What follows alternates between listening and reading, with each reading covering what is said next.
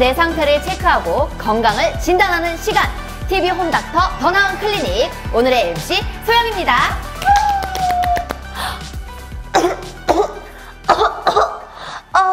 요즘에 이렇게 기침을 하면 굉장히 민폐가 되는 그런 세상이 왔습니다. 여러분, 이렇게 기관지가 굉장히 중요한 시기인데요. 오늘 기관지에 대해서 얘기해볼 유태선 선생님을 만나보도록 하겠습니다. 유태선 선생님, 나와주세요.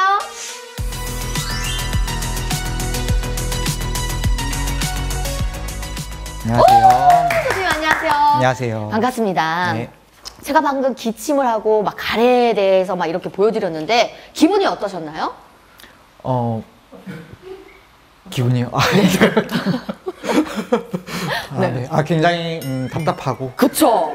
네. 뭔가 옆에 있기 싫고. 가서 막 이렇게 하면은. 네, 더러웠습니다. 더러웠다고요? 근데 요즘에 정말 네. 이게 기침도 이렇게 손을 막지 않고 하면 정말 네. 예의에 어긋나는 그런 시대가 왔잖아요. 그렇죠. 근데 이렇게 해서 오늘의 주제가 바로 기관지 확장증입니다. 기관지 확장증, 이거 정말 처음 듣는 단어거든요. 네. 약간 기관지와 어떤 연관이 있는 질병일까요? 일단 기관지에 대해서 가래가 많이 쌓이신 거죠? 이름을 만들어 오신 건가요? 네. 목이 좀 해가지고. 기관지에 대해서 살펴볼 필요가 있는데. 네. 기관지는 일단 우리가 숨을 쉬게 되면은 공기나 이런 것들이 들어오게 돼서 새 기관지, 그러니까 바깥쪽 기관지, 하부 기관지로 갈수록 점점 좁아지는 그런 구조를 띠고 있고, 네. 그리고 요 페포라고 하는 헛박 꽈리에서 네. 산소와 이산화탄소가 교환이 이제 네. 이루어지게 되죠. 혈액에서, 그쵸? 혈액과 맞닿아 가지고요. 그래서 이런 이 기관지는 일종의 페포로 들어가는 길인데, 이런 길이 그 탄력성 중간에 기관지가 탄력성을 잃어서 중간에 넓어지고 그리고 그 벽도 두꺼워지는 그런 질환을 얘기를 합니다.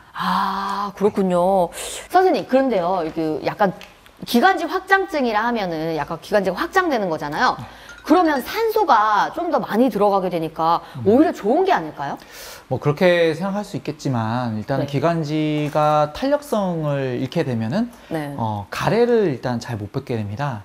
그러면은 가래는 일종의 좀 더럽지 않습니까? 그쵸? 그래서 그쪽에 염증에 균이나 바이러스가 들어가서 그쪽에 생착을 해서 이제 네. 염증 반응을 일으킬 수 있는 재료가 되기 때문에 그쵸. 잘 뱉어줘야 되는데 탄력성이 잃으니까 잘 뱉지 못하고 그게 기관지 안쪽에 고이게 되는 거죠. 그래서 그런 것들을 바로바로 이렇게 배출을 해줘야 되는 그렇죠. 거군요. 그래서 악순환이 생기는 겁니다. 이런 나쁜 바이러스들 아니겠습니까? 네. 이런 바이러스와 담을 쌓고 있긴 하지만요. 알아야 또 저희가 이 바이러스를 물리칠 수 있지 않겠습니까? 네. 약간 기관지를 공격하는 이런 바이러스들 어떤 게 있을까요? 일단 뭐 헤모필러스 인플루엔자 네? 그리고 뭐시기요? 헤모필러스 인플루엔자 뭐 이런 균도 있고요. 헤모플러스 네, 인플루엔자. 뭐 결핵도 있고, 네네네네. 그리고 폐렴구균, 뭐 사슬알균, 뭐 이런 것들이 있습니다. 정말 또 어려운 단어에 나쁜 바이러스들이 굉장히 많습니다. 약간 그러면 이름만 들어도 너무 무시무시한 그런 단어들인데 기관지 확장증은 그럼 어떤 경우에 노출되기가 쉬운 걸까요? 일단은 어린 시절에 뭐 폐의 구조적인 변형을 좀 일으킬 수 있는 질환에 걸렸든지 여부가 굉장히 중요한데 네. 결핵뿐만 아니라 홍역, 뭐 백일해, 네. 뭐 그리고 폐렴을 심하게 앓았다든지 이런 분들이 대표적입니다. 그래서 이런 가래를 배출하는 능력이 저하가 되면은 더 악화될 수 있고 요즘에는 또 대기 오염이나 네. 혹시나 이제 성인이 되면서 흡연을 한다든지 네. 그리고 뭐 일하는 환경적인 측면에서 뭐 먼지가 굉장히 많다든지 이게 반복적인 흡인을 할 수 있는 그런 환경에 노출되게 되면은 그러면은 더 잘 생길 수 있다고 말씀드릴 수 있습니다.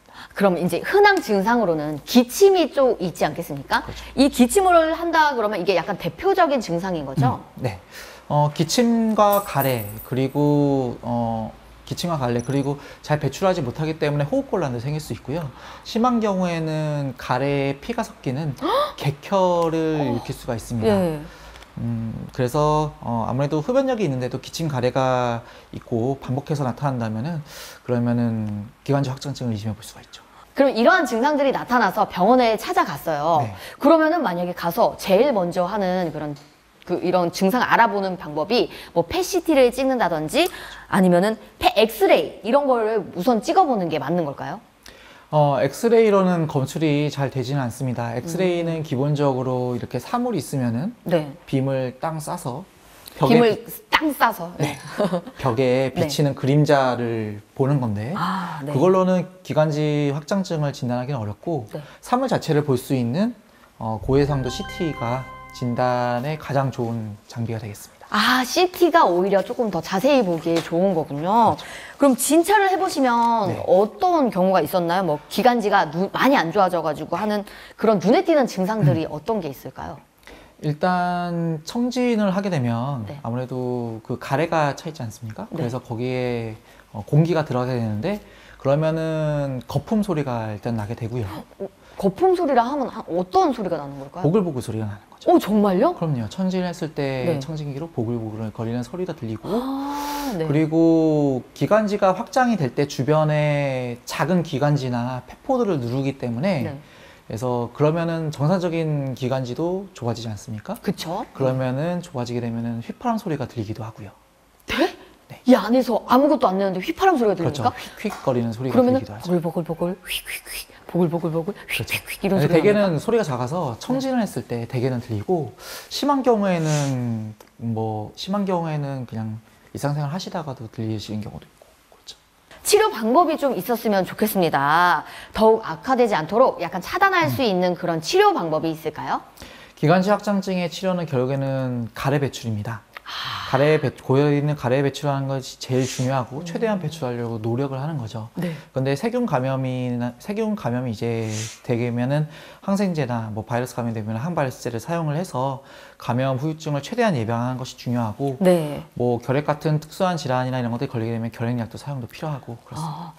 그리고 또 궁금한 건 이렇게 적절한 시기에 네. 약간 초기 증상이 발견이 되어서 약만 잘 사용한다면 확장된 기관지의 본래 모습으로 돌아갈 수도 있을까요?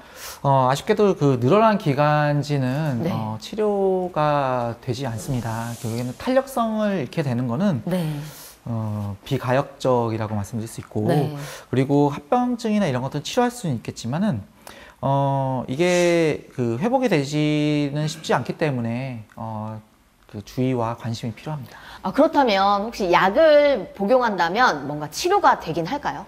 약을 먹으면은 그 합병증을 폐렴이나 뭐 기관지염이나 이런 것들에 대해서 그 합병증을 예방을 할 수는 있겠지만 네. 합병증을 치료하거나 예방할 수 있겠지만 한번 늘어난 기관지 자체는 아쉽게도 돌아오지는 않습니다. 그래서 평소 네. 관심이 꼭 필요한 질환이라고 말씀드릴 수 있겠습니다. 이렇게 완치가 되기 힘들다는 이야기 들으니까 마음이 정말 무겁습니다.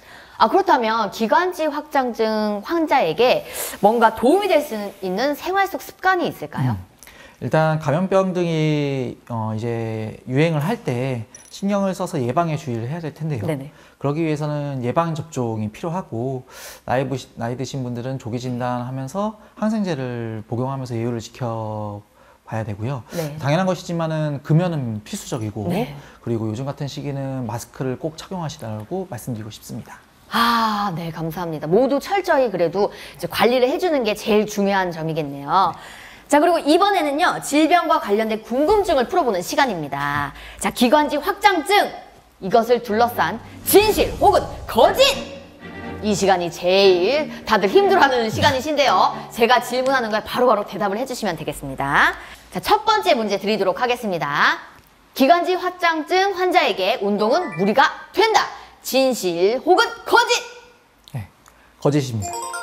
무리가 되지 않습니까? 네. 네. 확장증이 있을 때 운동은 오히려 필수적입니다. 왜냐면은 가래 배출이나 호흡을 할 때 우리가 숨을 쉬게 되면은 폐가 혼자 움직이진 않거든요. 그쵸. 폐는 근육이 없기 때문입니다. 그러면은 폐를 넓혀주거나 수축을 시켜주거나 이런 거는 결국에는 호흡근이 그런 것들을 하는 거거든요. 네. 그래서 운동을 하게 되면은 호흡근의 발달을 할 수 있고, 네. 그리고 그러면은 숨 쉬는 거나 가래 배출에 더 도움이 되죠. 그래서 적당한 선에서의 운동은 굉장히 필수적입니다. 운동이 굉장히 중요한 일이네요.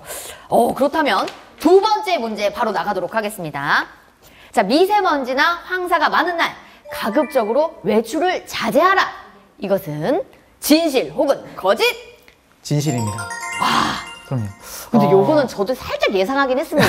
미세먼지 많고 황사 많은 날은 집에 있어야 되는 거죠. 네, 마스크를 쓰고. 맞습니다. 약간 좀 당연한 결과였는데 너무 쉬웠어요. 네, 그런 상태에서 나가시는 분은 없을 거라고 생각합니다. 그쵸. 네. 마스크 꼭 잘 쓰시고 네. 그리고 야외 활동이 꼭 가급적으로 꼭 피하시는 게 좋고요. 네. 꼭 나가셔야 되겠다면은 그러면 마스크는 꼭 착용하시고 나가서도 손 잘 씻으시고.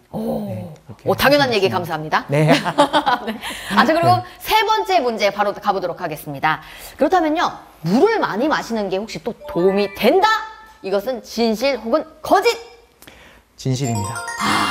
일단 마른 기침이라 그러죠. 그래서 그쵸. 기관지의 건조함 자체가 기침 반사를 더 자극시킬 수 있고 기침을 더 심하게 만드는 경향이 있습니다. 그래서 적당한 수분 보충은 당연히 기관지의 습도를 올려주고 그에 따라서 기관지 자극 증상을 완화시키기 때문에 기침 자체도 좀 어느 정도 완화를 좀 시켜주고, 완화를 시켜주고, 가래나 이런 것들도 약간 묽게 잘 뱉을 수 있게 변화도 시켜주기 때문에 수분 보충은 필수적이라 할 수 있습니다. 와, 이거는 정말 진짜 물을 많이 마셔야겠네요. 약간 기관지 확장증이 있으신 분들은 가래를 조금 더 유연하기 위해서는 물을 정말 많이 마셔야 한다. 단 그 심장 질환이나 콩팥 질환이 심각하신 분들은 수분 섭취에는 좀 제약이 있기 때문에 그런 분들은 좀 주의가 필요한 것 같습니다. 약간 정당선으로 자기 본인의 이제 몸의 건강 상태에 맞춰서 물을 많이 드시면 될 것 같습니다. 오늘 기관지 확장증에 대해서 지금 이야기를 나눠봤는데요. 환자분들에게 이제 당부하고 싶은 말씀 있으시면 한마디 부탁드리겠습니다. 네, 기침이 2, 3년 정도 길게 하시거나 뭐 가래가 동반되신다면은 꼭 병원 진료를 통해서 진단을 받으시라고 말씀드리고 싶습니다. 또 정기검진이나 이런 것들을 하실 때 추가적으로 폐기능 검사라든지 아니면은 약간 CT나 이런 것들을 같이 해주시면 진단에 더 정확한 도움이 될 것 같습니다. 네. 자, 저희는요, 하루에 1만 번의 호흡과 8,000리터의 공기를 흡입한다고 합니다. 여러분, 저희 오늘 배운 유익한 방송 내용으로요, 앞으로 이런 질환들이 더 이상 나타나지 않도록 미리 예방하는 날이 찾아왔으면 좋겠습니다. 자, 지금까지 TV홈닥터 더 나은 클리닉 건강지킴이 소영이와 태선이었습니다. 여러분, 다음 시간에도 유익한 정보로 만나보도록 하겠습니다. 여러분, 안녕히 계세요. 하트! 건강하세요.